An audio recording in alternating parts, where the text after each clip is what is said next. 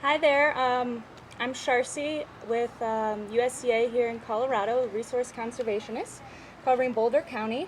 And we have Michael here today of Kilt Farms and This who's is this? baby Aiden. Baby Aiden. Yep. Just to talk a little bit about their farm, how they got started, and how they operate using organic practices here today. So thank you very much for your time. I know you're very busy, especially this time of year. My pleasure. Yes. My pleasure.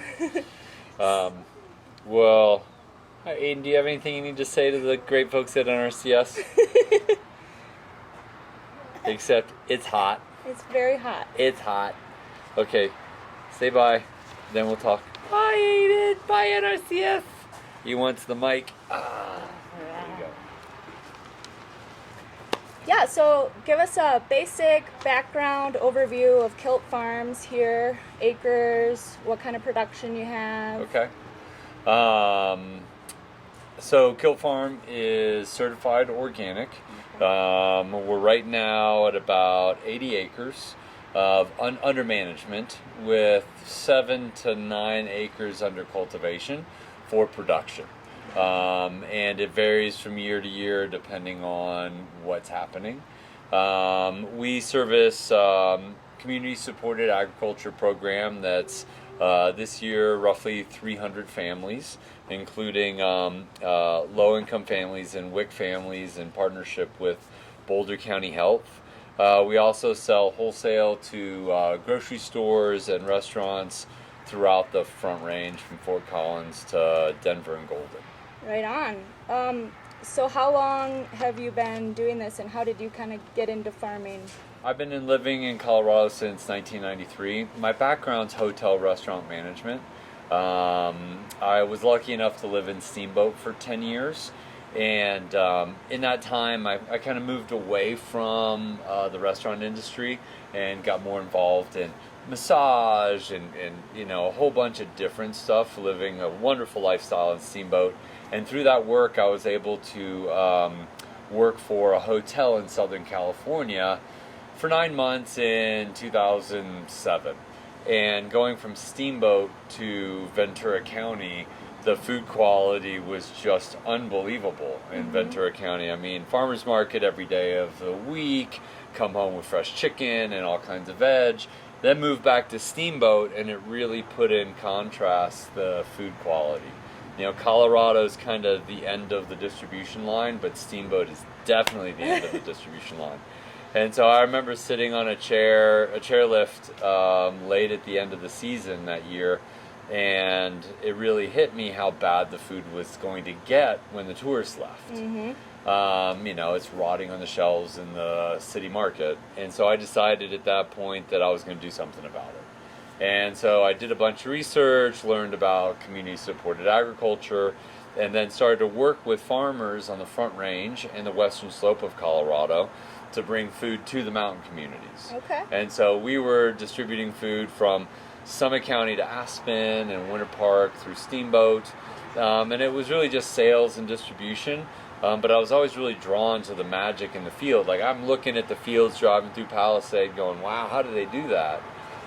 By 2011, I had moved back to the Front Range and made the commitment to start learning how to farm, and was in a short-lived incubator program where Kilt Farm was born in 2013 on a half-acre, small CSA, and just started to scale it from there.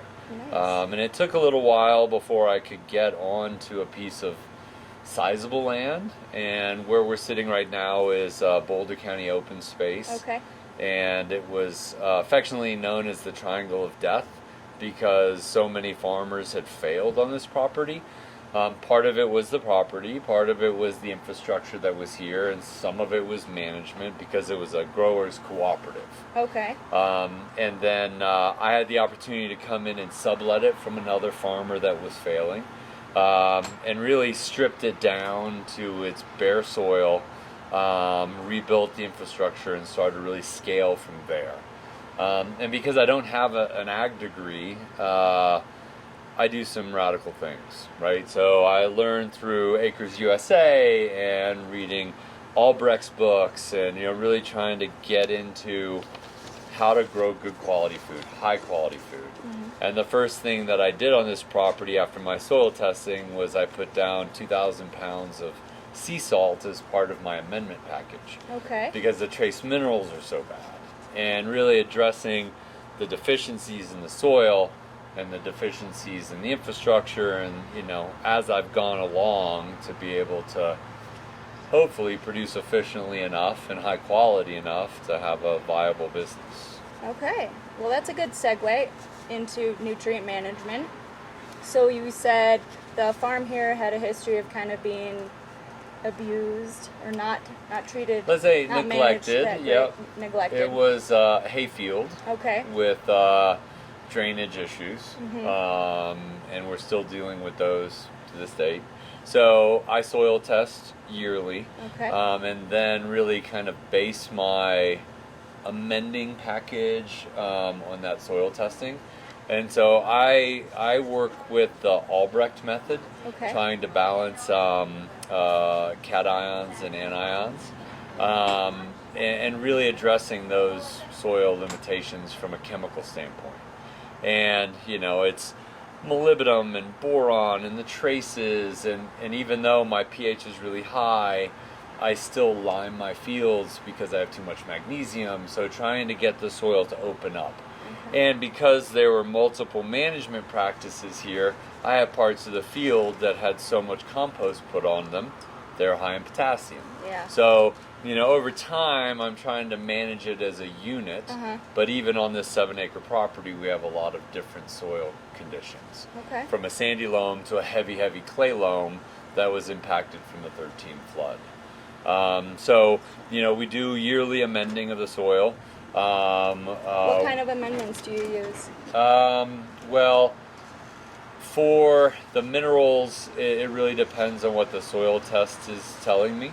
Lime or what are some of the other things? A lot of gypsum, calcium, traces, boron. For our nitrogen, we started to use a dried poultry waste, Okay. 2,000 pounds to the acre. Every 4 or 5 years, I amend with the sea salt if I start to see my electrical conductivity going down. During the season, we brew a lot of compost tea, and we're always trying to inoculate the soil biology. I feel like I'm always working to earn the right to till, because I know that tillage is really damaging to the Right. soil. We try to stay pretty shallow, but we're always inoculating the soil, Right. especially after I flip beds, or in the spring, we're inoculating it with the tea and with fungal inoculants, bacterial inoculants, and you really see the plants respond. And you can pick up a sandbag really anywhere in the field, and you can see the mycelium on the soil surface right under the sandbag. Nice. Have you ever done the soil health tests? I am working with Catherine Blackman, the Citizen Soil Okay, yep. test. Yep. So we're running the Haney test and the soil health test. Yeah, cool. Yeah, so a lot of organic farms have to till to control weeds, because herbicides obviously are not what we're wanting to do out here. So how often do you till, and what other strategies do you do besides tilling to help with weeds? Lots of hippies. Lots of hippies pulling weeds. Lots of hippies pulling weeds. And hoeing, and we've really tried to move towards more and more mechanical cultivation. So I'm not tilling just to manage weeds, right? I'm wanting to incorporate, because I don't compost, I compost in place. So all my plant residue goes right into the soil. At the end of the season. Every succession, because we're not planting just one crop. We're in many spots of the farm, it's 2 or 3 successions each year. So we flail mow crop A, we incorporate it, we irrigate it, we try to get a flush of weeds to germinate, Okay. final till, and then transplant or direct seed, with a goal of helping create a stale seed bed. And then we're going in with basket weeders and tine weeders, and in a year like this where we've had so much rain, you know, it gets beyond our mechanical cultivation and then it's hippies. So, Okay. yeah. How about let's talk about crop rotation. What's your typical rotation, and what kind of varieties of produce are you growing out here? Well, it's hard. I can't say I struggle with my organic certifier. I don't fight with them, but I struggle to communicate with them about what we're doing. So we're planting so many successions that, as an example, this year, one spot started with garlic and is going to finish with fall brassicas. Right? We have our lettuce successions that may start with lettuce and then move to roots and then may finish with another lettuce or a fall green. So in every year we're moving different crops through, but for our big blocks like garlic and onions, brassicas, I try to move them through the field so they don't come back to the same spot within 3 to 4 years. Okay. And you know, I'm on a, even though I have 80 acres under management, we're slowly trying to open up more ground for cultivation. So I do use cover crop rotation. Okay. So by the end of the season, every acre of open ground has cover. Okay. Right? It's seeded. If we have water, we try to irrigate it in. But on a lot of the properties, our ditches have run dry. We're waiting for well-timed fall moisture. Yeah. But we do take a small section out of production and let that go full season with that cover, and then take it down, incorporate it, and do a second cover. So that we're trying to give parts of the field a break for at least a year. Yeah. But the economic pressures are such that it's a sacrifice to take ground out of production. Mm-hmm. Now with some of the new ground we've taken on, I'm hoping to open up fresh ground and get that, you know, open up new ground, run a cover crop, and then start production. And then that will allow me to take whole blocks out without impacting the business. Okay. So nice. What cover crop species have worked well for you, and especially on those areas where you're out of irrigation water? Well, you dry know, land covers. It's tough, especially last year.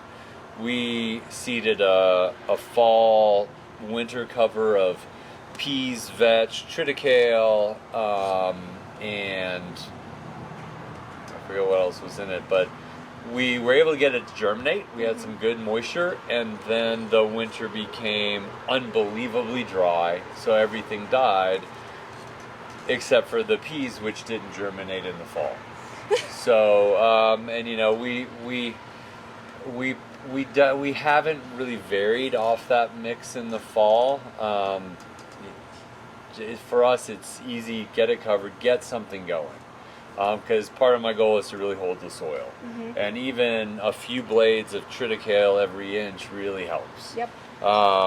You know, when we have had water and our timing's been good, we've run foxtail in the summer, foxtail millet, sorghum, cowpea, soybean. Being certified organic, it has to be non-treated, so sometimes it's tough to find. To get the seed. Get the seed and get it mixed. This year, due to the really wet spring, we're a little delayed on our summer cover, so it's going to be a short season millet and cowpea on one of our pieces of ground, just to try to get something going, so then we can incorporate that before we go into a fall cover. Okay. Nice. Always experimenting with different things is helpful. Yeah, and see what works. Yeah. Try not to go too far afield, because last year I had a great germination and then nature just took it out. Yeah. So you know, it's expensive, but we were able to get a heavy pea cover this year on that ground. So. Okay. Let's talk about irrigation and water management. And I know that you've worked with our office here to get some infrastructure out. You want to talk about how that went and what are some of your challenges with irrigating? Sure. Well, when I took on this property, and so I'm exclusively on Boulder County open space. And I'm late to the game. There are a lot of old farming families that have had the good ground, and they really hold the good ground. So one of the challenges with this property was the county had dug an irrigation pond, had done a clay soil lining that failed. So it wasn't holding any water, and our water is coming off of a ditch system that's a challenge to get water here. So first thing I did is I lined the pond, and since with plastic with a rubberized liner, okay, a 40-year liner, and that's made a world of difference because I could get the water here, and at one point it was running a trash pump to move water a half a mile to put it in the pond. So, now we have an easier irrigation system to come off of, or a water delivery system from the left-hand ditch into a pipeline, from a reservoir in left-hand ditch into a pipeline, into surface pipeline, into our pond. It still has to travel almost 3/4 of a mile. But from there, we worked with NRCS on an equip contract to really modernize our pumping system. We moved to a variable rate drive and buried pipeline and a filter system that I found at a farm show a few years ago, and it's a wonderful filter. That it's a screen filter, but it's automatically cleaning. So it really limits the amount of maintenance we have to do during the system. With debris and things like that? Right, it will clean itself as it sees a pressure differential. So we can have our pipeline set at 50 psi, and then because we use different appliances from micro irrigation to overhead to water reel, we can just adjust it at the riser to give us the pressure we need. Oh, cool. And that's made it a lot easier. I don't joke about the hippies. I have a lot of hippies working at this farm, and it's almost like a training farm. Labor, we can talk about that, but to have a simple system that they can just open a valve Right. and have water ready to go helps a lot. So, you have a few different types of methods to irrigate. Do you have certain crops that are drip irrigated, or? Well, much how of does that the work? fields are drip irrigated just so we can conserve moisture and put it right where we need it. Some is surface drip. Some we bury the drip, depending on the length of the crop. If it's a 80, 90, 100-day crop, we'll bury the drip. Okay. We also use plastic culture on one of our farms, and that's all buried drip. Our lettuces, especially in a year like this, I like to use overhead so that I can also use it to cool the crop. Oh, okay. Nice. We haven't talked about pest management. Want to share a few strategies for managing pests out here? Well, Sure. what are the biggest pests? Obviously weeds, but do you have any insects? And what do you do to... So I try to be very proactive with my pest management, and we use a lot of foliar feeding because I find if my plants are strong and healthy, they're less susceptible to pests, right? So good offense, right? So we're always using compost tea as a foliar feed, trace mineral packages to really help them get healthy and stay healthy. Yeah. In that, we'll also use that foliar spray. If we have a lot of brassicas with caterpillar pressure, we'll use Dipel. Everything, we're certified organic, so everything's got to be approved through our system plan. And the rotations help. Right. We've had limited challenges with aphids as we've matured more and our soils become healthier. And I try not to overextend the useful lifespan of plants. So I try to have successions going. So if I start to see a lot of pests, treat that crop as a trap crop, mow it down. Okay. We do a fair amount of beneficial insect attractants. Okay. We'll plant a blend around the farm of just different flowering crops from dill to cilantro. We're using a lot of marigolds. One, it's pretty.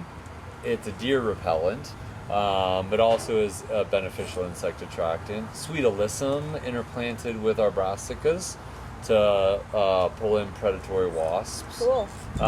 So, for me, really being aggressive with my feeding and falling back on biological or chemical treatments as a last resort. Right. So having healthy plants means the pests are around, but they're not being impactful. Right. Yep. Cool. I don't want to create super bugs. Okay. I saw some honeybees down, I think, at the end. Yep.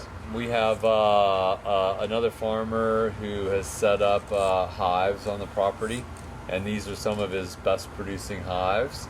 Right now we have a buckwheat cover, and I let things go to flower. Like we have dill that we're harvesting as bunches, some cilantro that is flowering. I try to catch it before it goes to seed. Yeah. So we keep flowers around. Okay. Okay, well, how about the high tunnel? What do you do? How did you incorporate the high tunnel into your production? So we have a couple different types of protected growing. When I took over this property, I bought an older high tunnel that I moved and put here with all my infrastructure, and it's our greenhouse. This time of year, we put shade cloth on it. Now it's our curing house for garlic. And then we'll take the garlic out and we'll put in our winter squash. Last year, we were able to install a high tunnel through our equip program, and took a lot longer to get up than I expected. But we are doing a rotation this year of cherry tomatoes, trellis cherry tomatoes, and trellis peppers. And basil. So I'm just trying to see what really works well for our operation.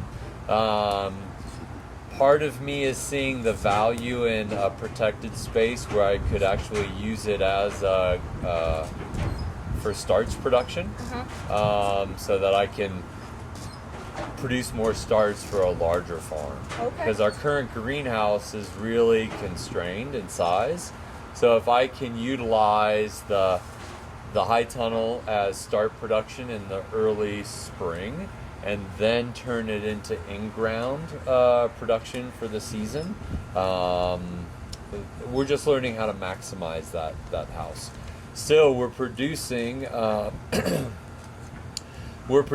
probably $10,000 to $12,000 in revenue on an acre basis in that tunnel. So it's really productive space. Nice. Yep. So you mentioned a couple projects that you've worked with NRCS on, and how was your experience working with that staff? And then are there things that you wish NRCS staff was more knowledgeable about that could help you and or other organic producers out with? The staff at NRCS has been very helpful over the years, because as soon as I was getting close to leasing land, I reached out to the NRCS, because I see you as a wealth of traditional knowledge, right, and resources. And working with different agents over the years, because some have retired and new people have come on, we've been able to move some programs forward. So I kind of feel like at times the agents are stretched, right? They've got a lot of workload. They're trying to work with a lot of farmers. Timing is sometimes not spot on, but as I've been looking at different projects, the advice has been helpful.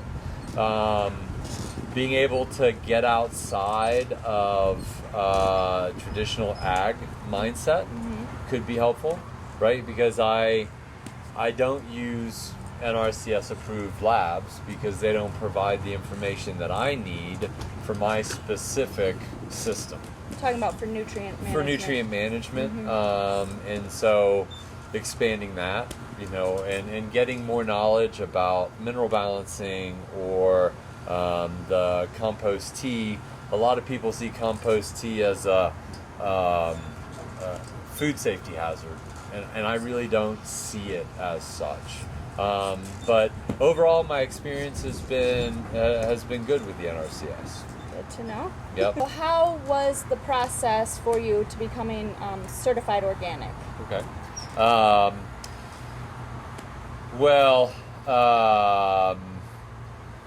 lot goes into being certified organic, and I made this choice. I mean, you met my son Aiden. I got into farming because I wanted to have an impact on the ground and nature and my community by producing high quality food. And for me, pesticides and herbicides are not in alignment with my values. So I would have farmed organically, right, anyhow. But in this market, coming into the market late in the game, I think it benefits me to be certified organic, especially selling wholesale, because there are some customers who only work with certified organic farms. So that helped push me over the line to say, okay, I want to become certified. I was able to transition pretty quickly because the previous farmer had farmed organically and was for a few years and was able to submit that in writing. So my transition on this piece of ground was only about a year, where I had to have the expenses of an organic farm, but I couldn't reap the the market upside, and that's okay because CSA was really a larger component of my farm at that time. And then once I moved to a certified organic status, I started to move more into the wholesale with branded product and really get my name out there. I work with OCIA out of Nebraska, Organic Crop Improvement Association, which in hindsight I now realize that they're hardcore sticklers for the organic program. So not a whole lot of wiggle room. We've got to be real organic to make it work. And so it's a fair amount of paperwork. As I've been trying to train hippies and hold on to staff, I haven't had the help I really would like to support me in the paperwork, but we track everything and can provide documentation. And then a few years ago, as the Real Organic project was getting started, I became certified through that program. Talk a little bit about what that is. Well, I feel that the organic program has deviated a little bit from the its USDA organic program has deviated a little bit from its original intention. The original structure, it's in ground, it's like healthy soil, healthy food, and now container growing, and I'm seeing hydroponic certified organic lettuce coming out of Denver that literally pales into comparison to what we produce out of the soil. And so I don't feel that should be considered as organic as I am. So that's why the Real Organic project is trying to hold the line and push back a little bit on the organic program, the USDA program, to really delineate container growing and hydroponics from real in-ground growing. So what are your biggest production challenges that you face? Can be anything from labor to... Hippies. And I say that kind of in jest. I call everybody hippies because we are an organic farm in Boulder County, and I wear a kilt, But labor's a real challenge. I'm not year-round. I'm not at a scale yet where working with H2As makes sense. I don't have access to housing. Boulder's very transient, and in many ways I feel blessed this year that I have a large staff of hippies wanting to learn, struggling to learn, and hopefully I can really develop some of the folks and draw in more professional farmers to work with me.